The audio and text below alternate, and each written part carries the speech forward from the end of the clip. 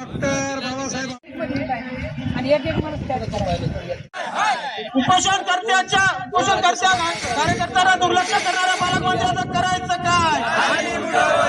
हिंगोली प्रशासनाचं करायचं काय? आमच्या मागण्या पूर्ण करा, आमच्या मागण्या पूर्ण करा. मोदी शक्ती सेनेचा या ठिकाणी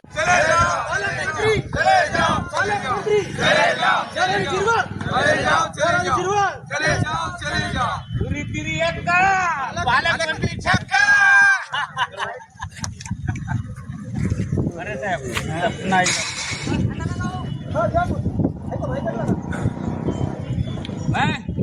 उपोषणकर्त्यांच्या उपोषणाकडे सुरुवातीपासून आमचा कळमूरचा एक विषय होता. समाजाची जी आपली स्मशानभूमी होती, तुमच्या माहितीसाठी आम्ही सतत 4 वर्षे लढा दिला. सतत 4 वर्ष लढा दिल्यानंतर तुमच्या माहितीसाठी आमच्याकडे सुद्धा 7/12 नोंद झाली. नोंद झाल्यानंतर ज्यावेळेस आम्हाला समजा आमचा निधी पाहिजे होता स्मशानभूमीसाठी, त्यावेळेस सुद्धा आम्हाला लढा उभा करावा लागला. आम्ही एवढा संघर्ष केला की आम्ही कोणालाही सांगू शकत नव्हते. एवढा मोठा आमचा समाज आमच्या सोबत होता. त्याच्यानंतर मी सोबत दिवस रात्र यांच्या सोबत सुद्धा होतो. यांनी आणि आम्ही मिळून 2 वेळेस आम्हाला तुमच्या माहितीसाठी प्रेत यात्रा आम्हाला नगरपालिकेत न्यावं लागली. एक वेळेस प्रेत आम्ही नगरपालिकेत नेलं कळमूरच्या, आणि दुसऱ्या वेळेस आम्हाला अडवण्यात आलं म्हणून आम्ही ते जुनं बस चाललं ठेवलं होतं.